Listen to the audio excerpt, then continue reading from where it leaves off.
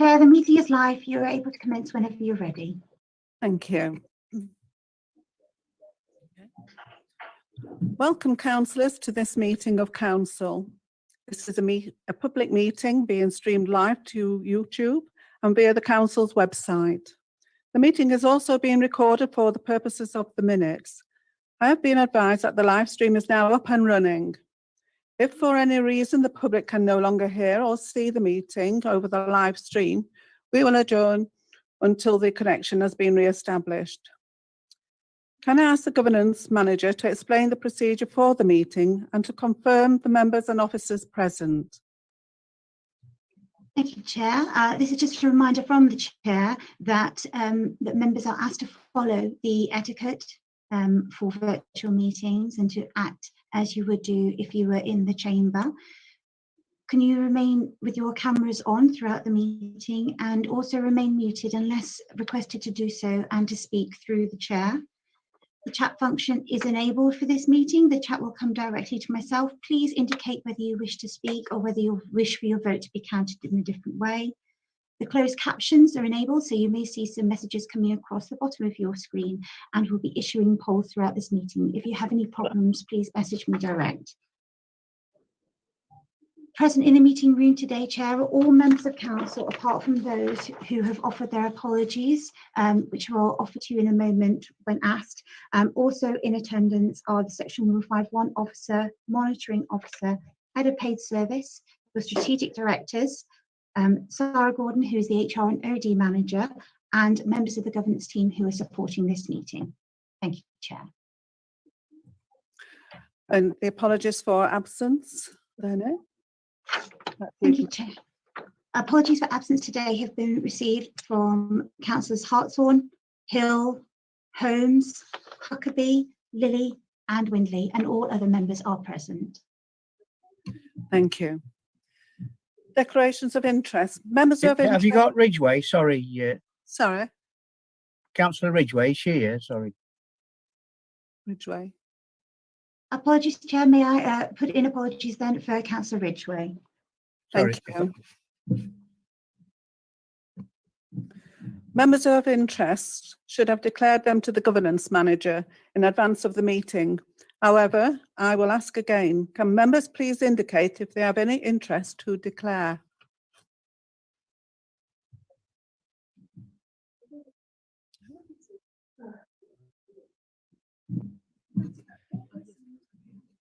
Councillor Legg.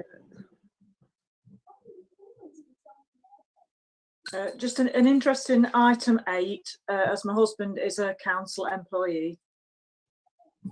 Thank you. Can we approve the minutes of the last meeting as true and an accurate record? Councillor Barker and Councillor Thank you, Chair. Lewis. I don't want it. Just the last item. I don't want to go into open all that debate up again. But did we not decide at the end of that to send some acknowledgement to Clive, Councillor Hunt's contribution to the council, and some thanks with that? I thought we voted on that at the very end. It's no record of that. Am I right in that? And if that's the case, has it been done? I suppose is my question. I can't confirm at the moment whether it's been done, but you're quite right. That was said, and it was our intention to do. So I will confirm to you when I've checked. Thank you.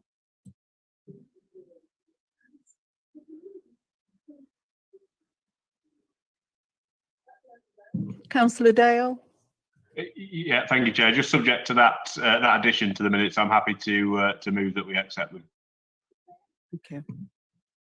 Is the seconder?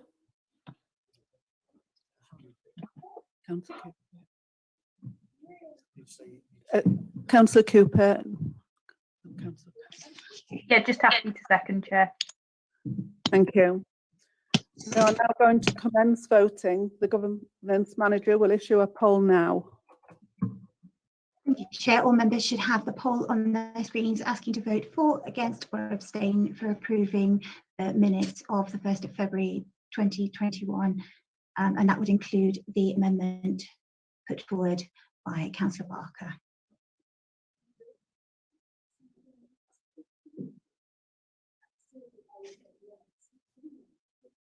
Just a few more seconds on the remote vote. And I'll stop the vote there and share the results. So remotely we have 41 members, that's 100% voting for, and 2 in the chamber, so that's unanimous. Thank you. I have no announcements today, so we'll move on to item 5. I invite Councillor Dale to give the leaders' announcements. Thank you, Chair. Can I start by saying a huge thank you to members, staff and our residents for the fantastic collective effort in following the government guidelines and helping to reduce the spread of the virus. There's been a significant downward shift over the past couple of weeks in our rates locally here in North East Derbyshire, which means that they're now among the lowest in the county and below the national average. And this is thanks in no small part to the efforts that everyone has made in doing their bit to control the spread. However, we must not be complacent. The threat that COVID poses to our public health and our wider economy and society remains a very real and serious one. And I'd urge everyone to continue to follow the rules very closely. I'm sure we're all looking very much forward to the restrictions relaxing over the coming weeks and months, and hopefully coupled with a bit of better weather and perhaps a haircut or two. But as they do relax, we must continue to stay vigilant and be cautious. Common sense will be required, as it always has been. The vaccinations continue to move at pace, and I'm pleased to inform Council that over 350,000 vaccines have been administered in the county, which represents roughly a third of our population. On behalf of the Council, I want to thank all those who have been involved in this huge national effort to get the country vaccinated. I'm very proud of the way that the Council has been doing its bit to support the rollout in a very modest way, particularly at Charlie Park Leisure Centre. And I'm very heartened by all the positive feedback I'm hearing about how well the vaccination centres are run across the district. I just also want to touch on a few other bits of news we've had in recent weeks. Firstly, I want to say a huge thank you to all of our members, officers and partners who've been involved in the Claycross Town Board and who have supported our successful town investment plan. To have secured 24.1 million on top of the 500,000 we've already secured represents an absolutely huge accomplishment. We've been granted all that we bid for, and it represents one of the highest allocations of all the town deals across the country. It's a once-in-a-lifetime opportunity to really transform Claycross and greatly improve the local prospects, with more jobs being created as part of the regeneration works and private investment drawn in as well, helping us to get even more bang for our buck. So I know that Councillor Rennick and her team will be working very hard over the coming months on the plans to deliver what our ambitious town investment plan sets out to do. And I'm sure we'll all look forward to hearing more about it very soon. So congratulations to Councillor Rennick and all involved on this marvellous achievement. As you'll no doubt be aware, there has been some changes to our recycling service following the disappointing news that our contractor has gone into administration. I want to thank Steve Brunt, Karen Hanson and Councillor Cupit for working so hard to ensure the transition to our new in-house service went so smoothly and largely without disruption.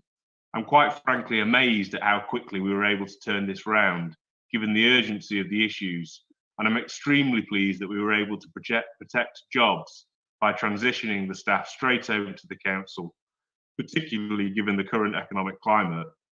I'm also very grateful to our residents for their understanding and patience with us, given the slight knock-on impacts on green bin collections recommencing.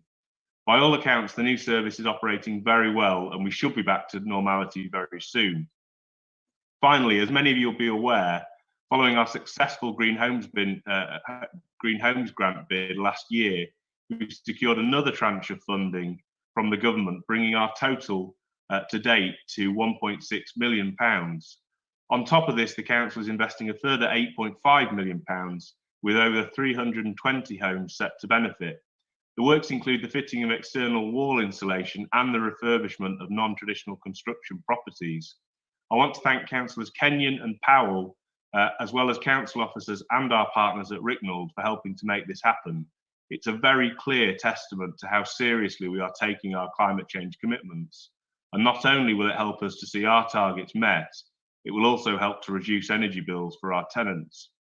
The works will shortly be finished at Mickley, and the contractors will be starting very soon on the next batches of properties around the district. Clearly, this will create some disturbance in some of our communities, but I would ask everyone to be patient with us, as the long-term benefits clearly outweigh any short-term issues. And finally, before I finish, Chair, can I reiterate that the Chair's appeal is still very much running, and I know that there's an Easter picture competition shortly being commenced. So I'd urge all members once again to support the Chair's appeal and these two vitally important charities as much as they possibly can over the course of the next couple of months. But thank you very much, Chair. Thank you. Can I?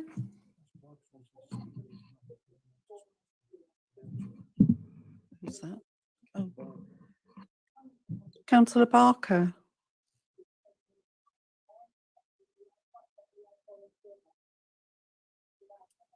No? Can't do it. Yeah, thank you, Chair. Yeah, just on some of that, Alex, and it is there's a lot of good news in there, and I'd like to thank a lot of the officers as well on all the issues that you've mentioned. I think, like you say, I were amazed that the recycling thing for a firm to sort of go out of existence and for us to pick it up more or less straight away has been a fantastic piece of work.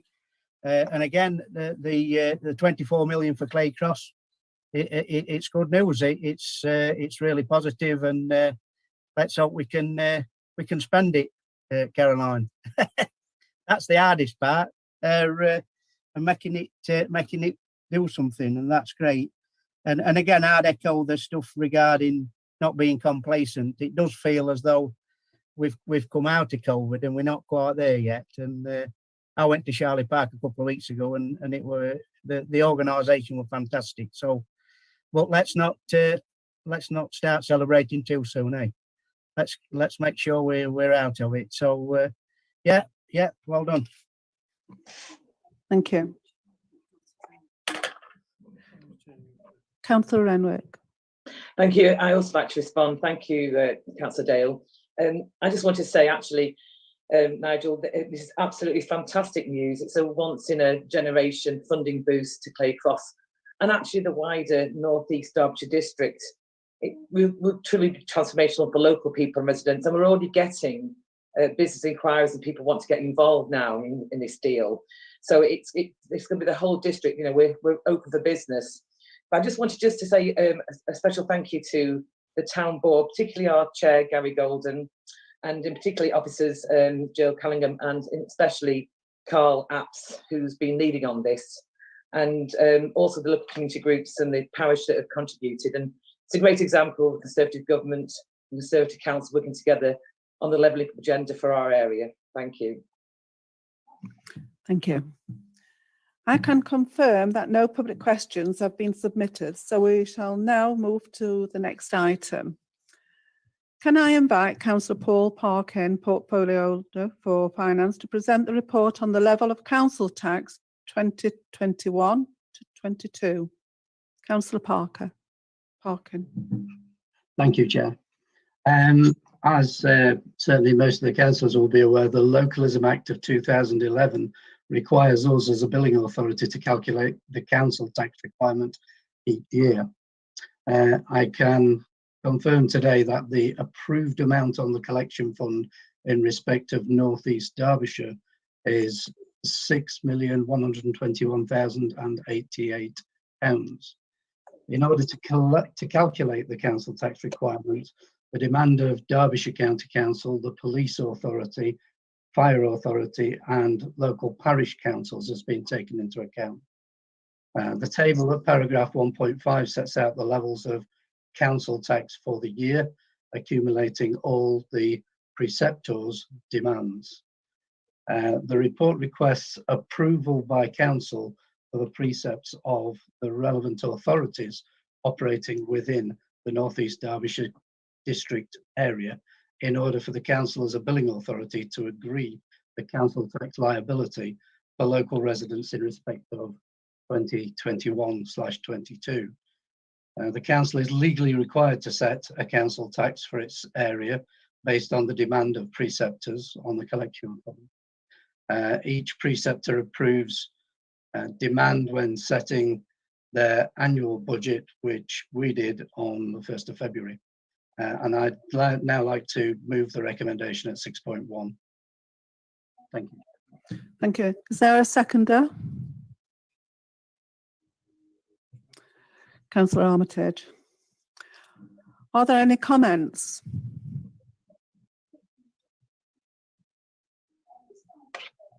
Councillor Barker. Thank you, Chair. Just a couple of comments, questions really. I don't know if you were, I ask this nearly every year, and people have tried on several occasions to explain to me the council tax base and how we arrive at them figures on that in that table, and it's not sunk in yet. So unless Paul, you can have a go at it, or Jane if she's there, because honestly I can't make sense of where you get them numbers from. Yeah, and just a question really. What we've been like latterly for the collection of council tax, because obviously going forward it's all right setting this, but we've got collected, haven't we? We are the ones action to collect it, which is, we're not very popular on that front, are we? But there you go. So I'll leave it with you, Paul. Have a go at explaining the council tax base to me.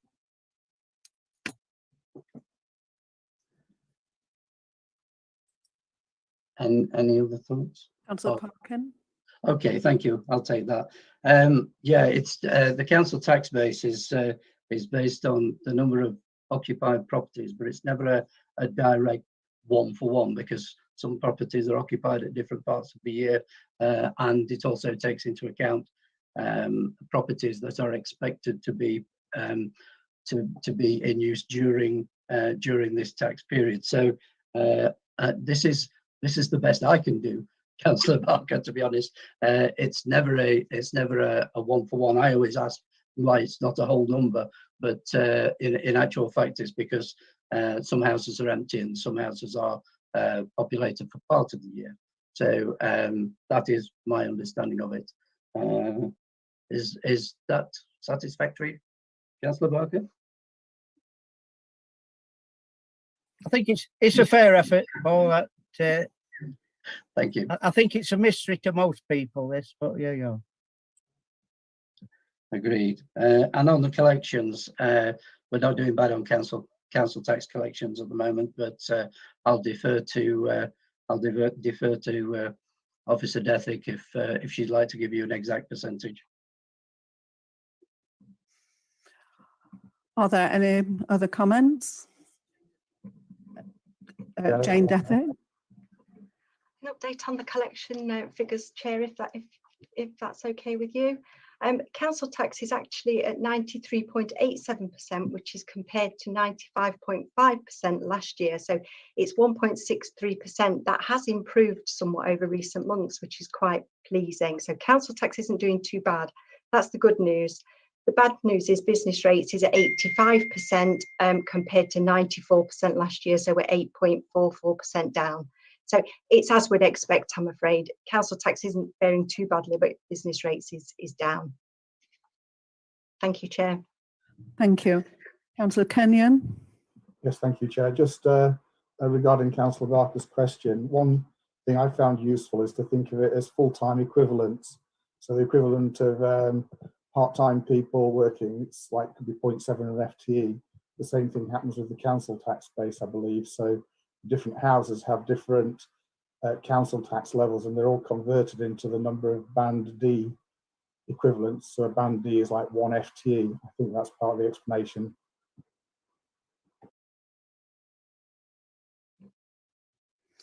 Thank you. Okay. Councillor What language are that in? Sorry. Councillor Parkin, do you wish to use right to reply? No, I'm comfortable, thank you, Chair. I'd just like to move the motion. Yeah. Thank you. As you are aware, a recorded vote is required for this item and the monitoring officer will lead us in this. Sarah? Thank you, Chair. As we've been doing, we'll start from the end of the alphabet. Please can you tell me if you're voting for, against or abstaining? Councillor P. Wright. Sorry, 4. You. Councillor B. Wright. 4. Councillor Whitehead. 4. 4. 4. Councillor Welton. 4. Councillor Thacker. 4. Councillor Tate. 4. Councillor Stone. 4. Councillor Shipman. 4. Councillor Ruff. 4. Councillor Rouse. 4. Councillor Rowe. 4. Councillor Rennick. 4.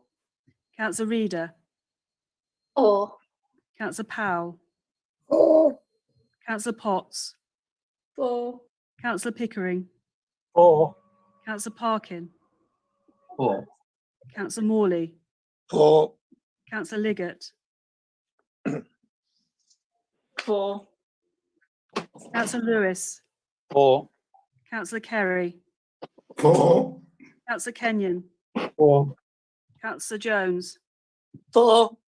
Councillor Hutchinson. 4. Councillor Hancock. 4. Councillor Hall. 4. Councillor Gomez-Rini.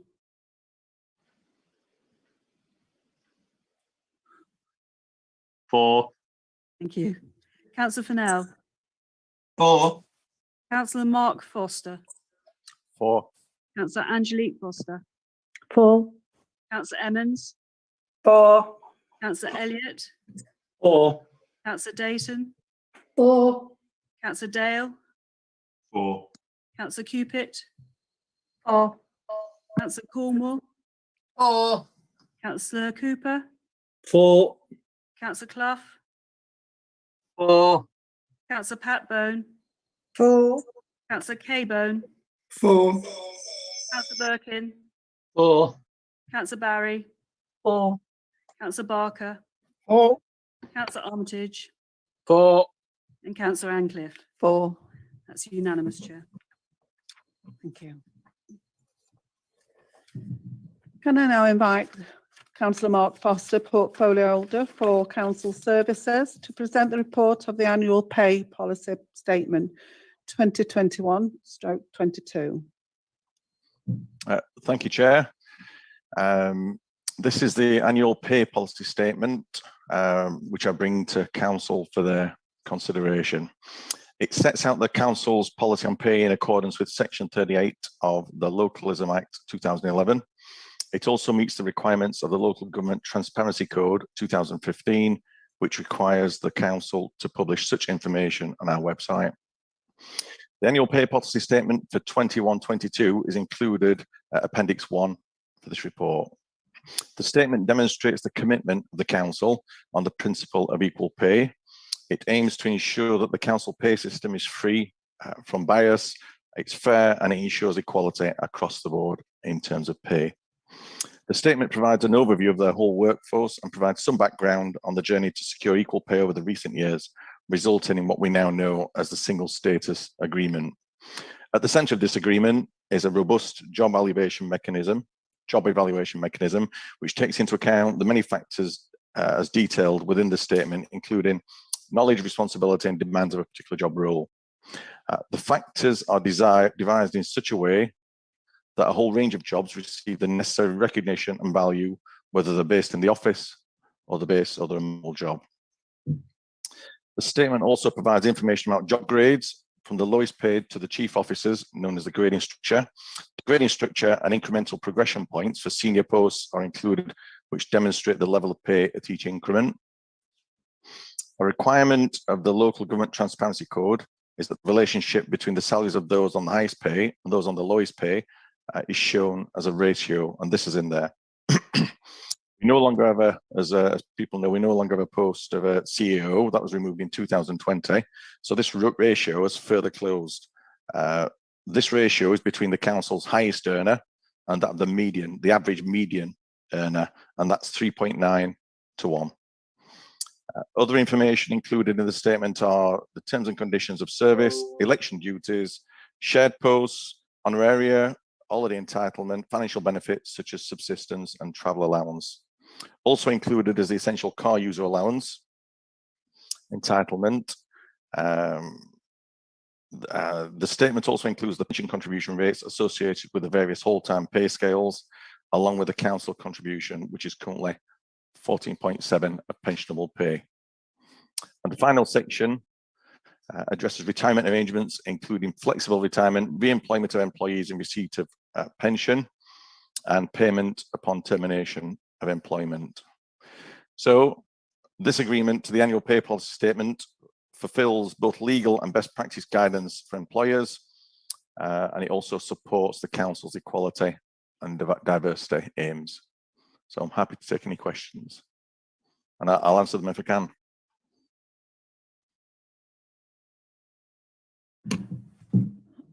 Any questions? Councillor Dale?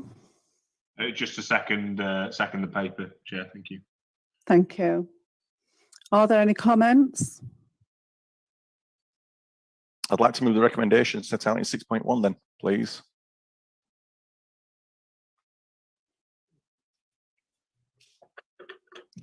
Hello, Chair. I'm waving. Councillor Shipman? Yeah, I just wanted to know, when we approved the new structure, whenever it was last year, the year before, are we now comparing what that new structure's costing compared to the old one? Because I know, obviously, when we were told at that meeting, we were told that we were going to save the council money. And obviously, with this is talking about increases, etc. I just wondered if we're actually keeping track just to see if the new structure is actually costing us more. Yeah, thanks for that, Councillor Shipman. There's only two real changes in this, and they've both been agreed before at council. One was the increase in £2,000 in director's salary, and we've already gone through that at previous councils. And the other was the disestablishment of the chief executive post. So we've already gone through that. So they're the only changes in this pay policy statement. Yeah, I know. What I'm asking you though is, are we actually keeping track just to monitor if the new structure is actually costing the council more money? So I know one of the arguments for disestablishing the chief exec at the time was that it was actually more cost effective under this new structure. So the question I'm asking is, are we actually monitoring that to know whether actually that was a good decision to take in the first place? On that, if I could I ask for some advice from Lee Aiken on that, please, and see some detailed information on that. Yeah, thank you, Councillor Foster. If I can, Chair, on the question of are we monitoring the cost of the structure, then that's almost a daily task. If I can offer members that reassurance, we're forever monitoring the budgets through the medium-term financial planning process. So we've always got our eye firmly on that. In terms of measuring where we are now to where we were when the council paper was produced, then these will only ever be a snapshot in time. So when that report was put through with the savings projected as a result of the savings, quite clearly the most obvious change was the removal of the chief executive officer role, which brought with it big savings in terms of that whole salary, half of which North East Derbyshire District Council saved, the other half bowls over. So overall, we are probably, well, not probably, we are still better off at that very top two tiers than we were when we brought that report forward. But obviously, as organisations move on, things change. Depending upon the ambitions of the council and the direction that you take, that will always be a moving feast. But we never, as officers, will do anything outside of budget. Every time we increase the establishment, we come back to council and seek approval and the business case will be brought at that point for members to decide. But yes, in a quick answer, we're always watching it, Councillor Shipman. Thank you. Are there any more comments? Can I just have one more, if that's okay, Chair? No, I'm sorry, you've had your question. Are there no more comments? Councillor Foster, would you like to? I'd like to move to the vote, please. Thank you.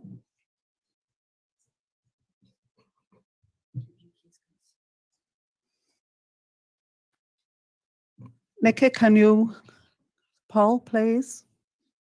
Yes, Chair, that poll should be arriving on member screens right now, asking you to vote for, against or abstain that the council support the annual pay policy statement for 21-22.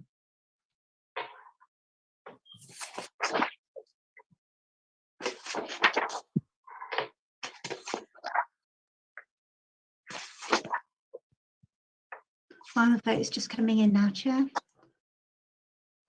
And I'll end the polling there and share the results on the screen. The remote vote is 41, which is 100%.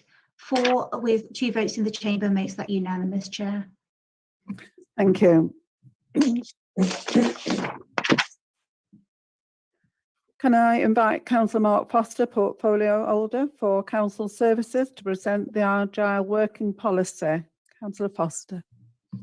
Thank you, Chair. Agile Working Policy. There's been many forms of agile working, home working and remote working for many years at the council. And as we know, this year, the council's been forced to become even more agile, along with most other organisations. That's as a result of COVID and social distancing requirements, and also the extra needs that our residents have faced because of the pandemic. During the recovery period, beyond the initial outbreak of COVID, we're in a time where we need to rethink and reconfigure the council's priorities and how we deliver these. It's a time to explore different ways of working in order to address the changing landscape and emerging needs of the communities that the council serve. There's an opportunity here, and in some cases, I need to change, adapt, and transform. The purpose of this policy is to make some of the processes of working in a more agile way simpler and clearer for managers and employees, for both. The policy itself provides a background to what we mean by agile working and highlights that this focuses on the needs of the organisation. It also goes into detail the many advantages of an agile working force, and as you can see, there's many there. Key to the policy, however, is that we ensure responsibility for the effective implementation of the policy from employer, manager, and employees. There are many things that influence agile working: service needs, job role, employee, and the manager, to name some. Clearly, opportunities to work in a more agile way will be different for each role. Waste operatives, for example, or caretaking staff or cleaners in our buildings don't have the same opportunity for agile working as many office or desk-based roles. That doesn't mean to say they'll be treated different. Everyone's able to actually apply for agile working. The variation in arrangements include everything from permanently office-based, home working, a hybrid of the two, flexible hours, and others as detailed on pages 6 and 7. During discussions in the JCG with the unions, it became apparent that what seemed to be the most popular from the feedback we got was that some sort of hybrid seemed to be the policy that was most entertaining and most popular. In some cases, the employee's contract will need to be amended to suit, whilst other arrangements may not, such as working from home or on an ad hoc basis. The policy details how agile working should be implemented, whether initiated by the employee or the employer. Safeguards are built into this process to ensure that the arrangement is fit for purpose and safeguards both the organisation and the employee. For example, working from home for extended periods may have a negative impact on the individual's mental health. To safeguard against this, an emphasis is placed against the need to keep in touch and establishing effective communication. Another example might be the mechanism for managing a performance detailed on page 10, or the home working checklist, which we see at Appendix 3. So, approval of the policy will provide clear instruction and guidance for those responsible for implementing an agile workforce. The policy will ensure effective people management, which enables our services to continue to be provided at high standards that we expect while supporting our employees and the organisation to work in a new way, a transformative way, and one that's fit for the future. And I'll take any questions and answer them if I can. Is there a seconder? Councillor Dale? Are there any comments? Councillor Hancock? Thank you, Chair. As well, Pat, sorry. Am I okay, Chair? Do you want to go Councillor Barker first? It's your call. No, you can go first. Thank you. Firstly, I'm a big advocate of agile working and I support the intention to expand availability. However, I also have, that it's unique, but I have the insight of having multiple perspectives on this. I'm a HR manager in my day job, and at two different points in my life, I have actually worked from home. So I kind of know the positives and the negatives. I've experienced them firsthand. As the policy says, it's impossible to have one size fits all. And from the council's perspective, it's a very well written policy that covers everything the council needs it to. But I would like to ask Councillor Foster to accept an amendment on it. It's one thing where we're asking a colleague asking to work from home, or if they're applying for a job that's on that basis, but where a manager is asking for an employee to work from home or work on a hybrid, I think we should have the ability for the employee to say no, not just for it to go to consultation. The policy itself makes reference to the fact that working from home can invalidate the whole household's insurance. That's not something that affects just the employer and the employee, but the whole family. And if we've got an employee who lives with their parents, it may not even legally be their choice to make that decision. Some of our colleagues live alone, so coming into work may be the only interaction they have with another human being for weeks at a time, and speaking on the phone or video conferencing isn't the same, it's different altogether. Then, of course, worst case scenario, we've got people who may be the victims of abuse, not necessarily from someone in their own household. We've got people whose neighbours make their life a living hell. And I know the council would look sympathetic at any of these situations, but the nature of abusers is that they actually get into people's heads so that they won't come out and say it and raise the issue.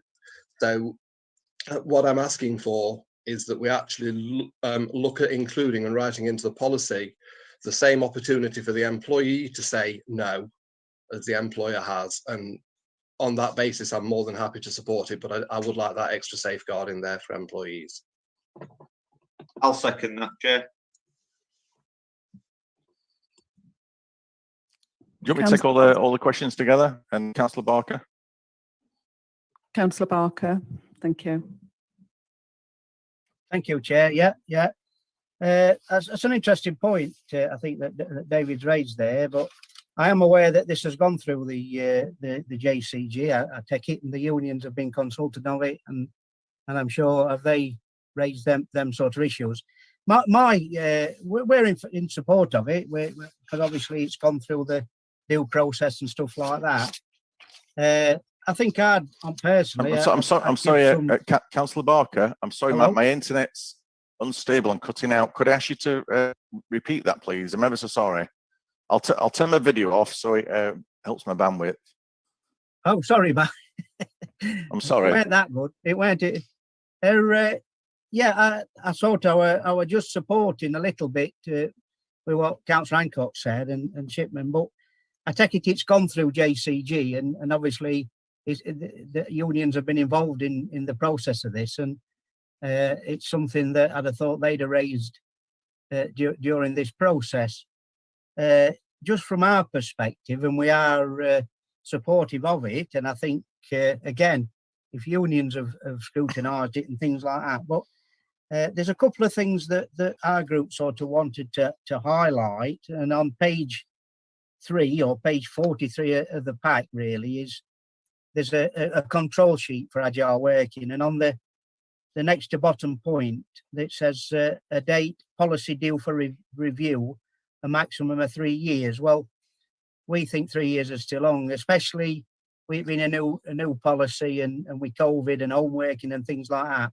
So we'd like sort of to consider sort of a 12-month sort of review on that. Now, see how it's progressing. I don't know what your thoughts are on that. And on the next page, just on the policy aims and the last bullet point, it says to promote a culture of agile working that meets organisational needs and supports, wherever possible, employee well-being. And we're not very convinced with that wording, wherever possible. Surely employee well-being is something we should do all the time. So it's just the wording of that, whether you can have a look at that. You know, it should say always surely that employee well-being is something that we should be top at list, not wherever possible. But anyway, that they were just some thoughts from our group. So if you can just consider those, thank you. Thank you. Are there any other comments or questions? Yeah, I can. I'll start to address those then. For Councillor Hancock's amendment to the policy, the ability to say no. No, that's something we can't do, and we can't bring that in. That ability for an employee to say no. The whole idea is that the organisation should work with employees, and we should come to an agreement what an employee should be doing for the organisation. But there may come a time in the future, for example, when we don't have the huge offices that we've got now. I mean, for me, when you look at what we were doing 18 months ago, we were all sat in the office, all employees were sat in the office and all the offices were taken up. And we'd never guessed that we would be working in hybrid situations. We'd be working like this on Zoom. And it's a long time since I've been in Mill Lane, but I'm guessing most of that building, a lot of it is empty. And it might be in the future that we don't need, like other councils are looking at, we don't need buildings like this.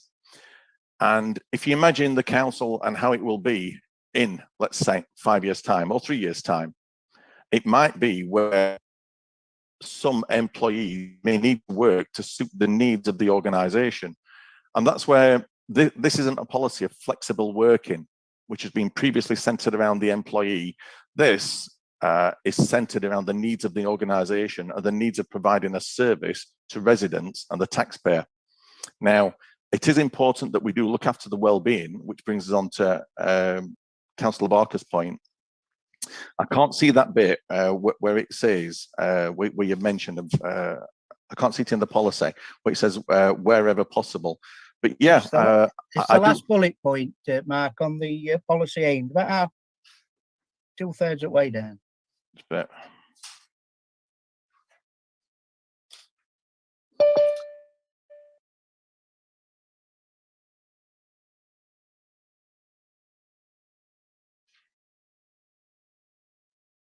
yeah, I mean, yeah, that's the, it is.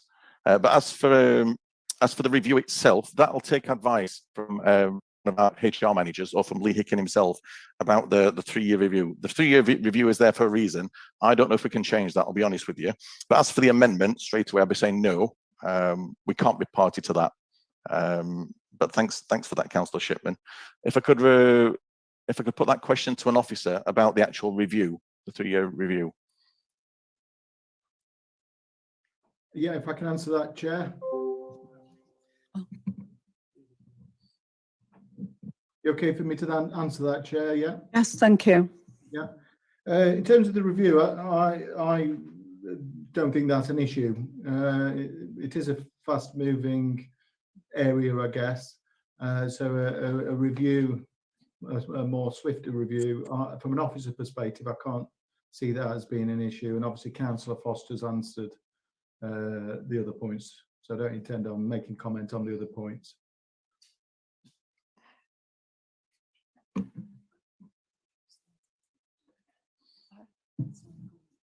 On that, if I've got no further questions, I'd like to Sarah Gordon. Sorry? Sarah Gordon, did you wish to speak? Hello, yes, I was just going to make a quick comment on the final point that Councillor Barker raised regarding supporting the employee wellbeing wherever possible. Just wanted to explain the rationale behind that is that we get requests to facilitate working arrangements around the individual's needs, and they're not necessarily always going to ensure that the organisational needs are met. So that was why the phrasing is as it is within the policy. However, we can look to word that slightly differently if you wish. I'd support it being worded slightly differently. Have you got a suggestion for us there, Sarah? No, we don't need it now. It's just the principle, Mark, if that's okay with Sarah and yourself. Thanks for that. Thanks for that, Councillor Barker. Appreciated. If there's no further questions, I'd like to move to the vote, please, Chair. Sorry, can we go to the amendment, please? Oh, sorry. Was Councillor Ancott right to reply? Thank you, Chair. I mean, obviously, we will support this motion even if the amendment doesn't go through. I'm disappointed because it is there in the interest of safeguarding people, so I would like to see it go in. And I take Councillor Foster's point about balancing the needs of the council taxpayer. Absolutely agree.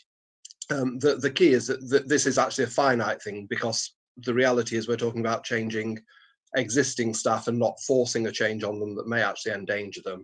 That's what I want to make, is that safeguard is there.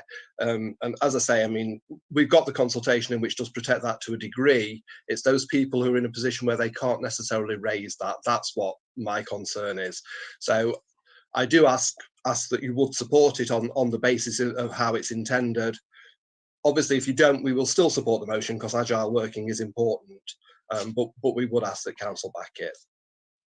Sorry, Chair, can we just be clear as to the wording of the amendment?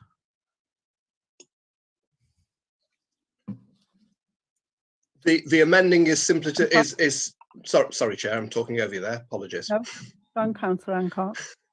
The amendment is to include the option for the employee to decline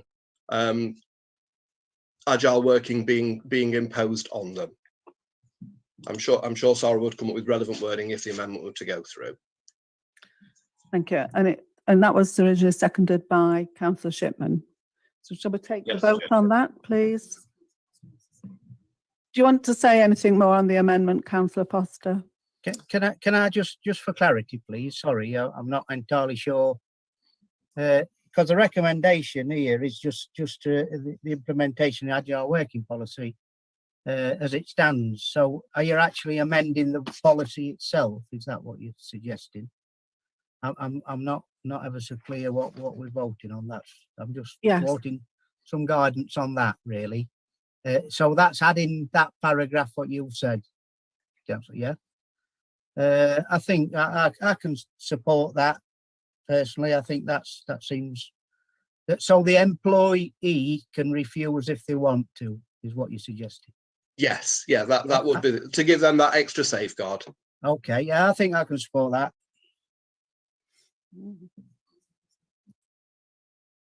Chair. Councillor Foster on the amendment. Thank you, Chair.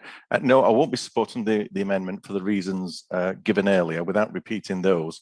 But just to put Councillor Barker's hopefully concerns at rest, like you said, it did go through JCG, and we discussed this at length with the three unions, Unite, Unison, GMB.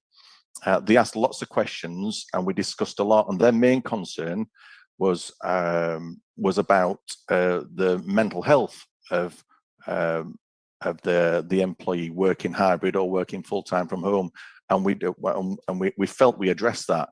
And at the end of it all, when we went through it, because it was a long meeting, they were more than happy to recommend it to council. And as you can see, I think it's in the notes somewhere that the JCG group and the three unions recommended as it is to go to council, which is why I brought it now as it is, as it stands, without any amendments, without the employees being able to refuse.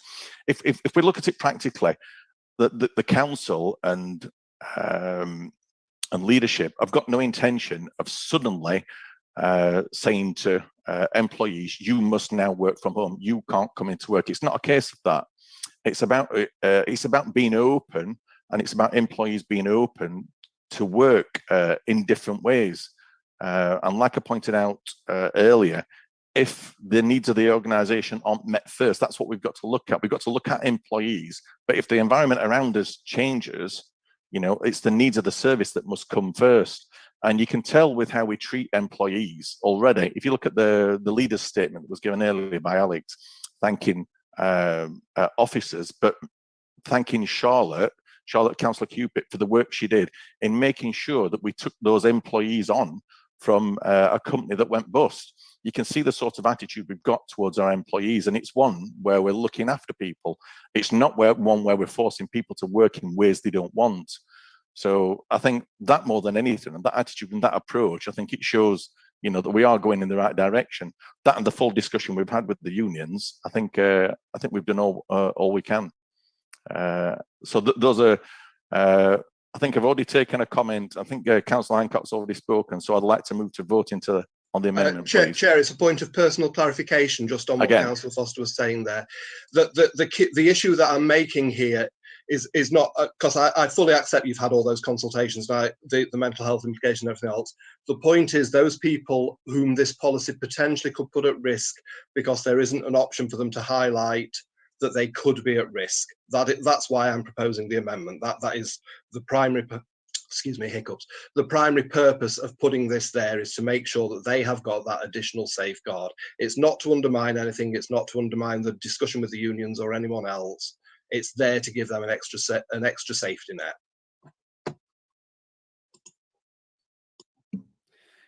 Nicola will ensure a poll on the amendment. Thank you, Chair. Members should have in front of them the proposed amendment. If you kindly vote for, against, or abstain.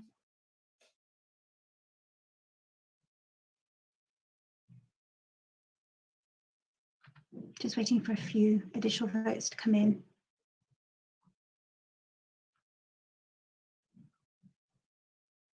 I'll just stop that vote now. Chair, are you able to give me the votes from the chamber?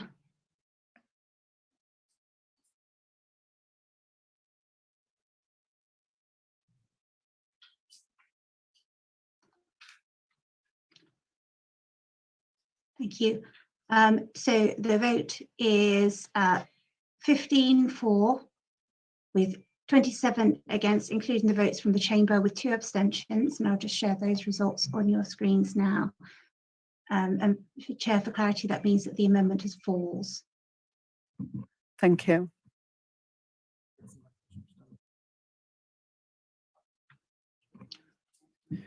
Councillor Foster, do you want to write a reply?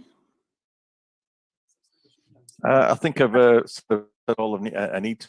I'd like council to support this policy as it is. Yeah, that's it. I'd like to move to the vote on this. Thank you. Right. We will now go to the vote. Nicola, will you issue the poll? Thank you. Thank you, Chair. On your screens, you'll now have the recommendations set out in the report circulated prior to the meeting. If you could kindly vote for, against, or abstain.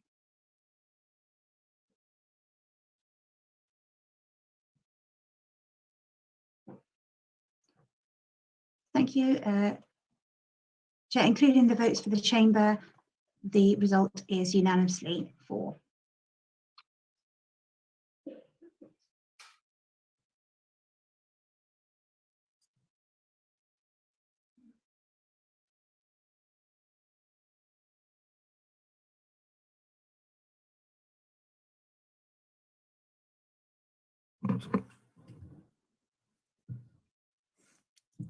Okay.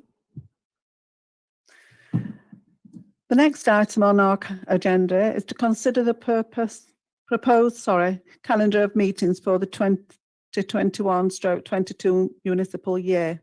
Please can the monitoring officer present the report? Thank you, Sarah? Chair. Thank you, Chair. Each year, a draft calendar of meetings is put together and presented to members in advance of the start of the corporate year. This is so that members are aware of meeting dates in advance of the start of the year. There's been consultation with officers and members, but with regard to some of the dates for regulatory meetings, there are a lot of legal constraints on when the meetings can take place. This has been incorporated in the schedule. However, under the existing coronavirus regulations up until May the 7th, meetings can be rescheduled even if they have been called. In any event, even beyond that date, if there is a need for change before a meeting has been called, this can be arranged. This is why the second recommendation is a delegation to the governance manager to be able to do that. We'll try and answer any questions. Thank you, Chair. Any questions? Councillor Shipman. It was just a comment actually, just to say thank you for, because I know it was raised last year about the meetings being rearranged, the committee meetings all the time. And I've found actually in the last 12 months that that's significantly reduced compared to the time before. So I just want to thank you because it makes me organising my own diary and stuff a lot better. Councillor Dale.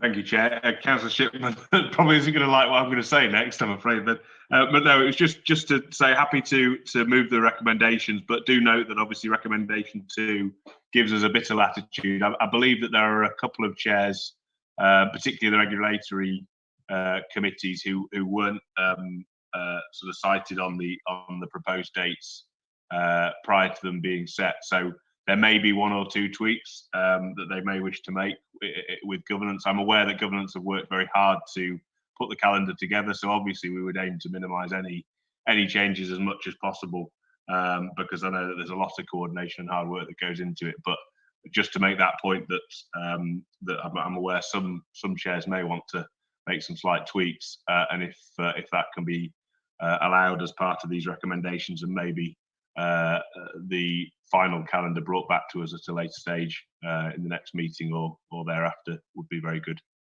So I'm happy to move the recommendations on that basis. Is there a seconder? Councillor Armitage, thank you. We will now commence voting. The governance manager will issue a poll. Okay.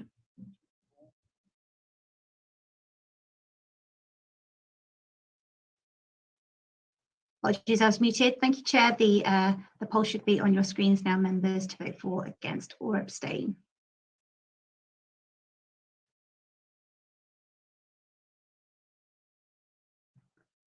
Thank you, Chair. All the votes are in with 2 votes for from the chamber and 42 votes for on the remote vote. That is unanimously carried, Chair. Thank you. I can confirm that no questions have been submitted by members under Procedure Rule 9.2, so we'll move to the next item on our agenda. I can confirm that no motions have been submitted from members under Procedure Rule 10, and I have no urgent business to declare. So the meeting is now closed. Thank you.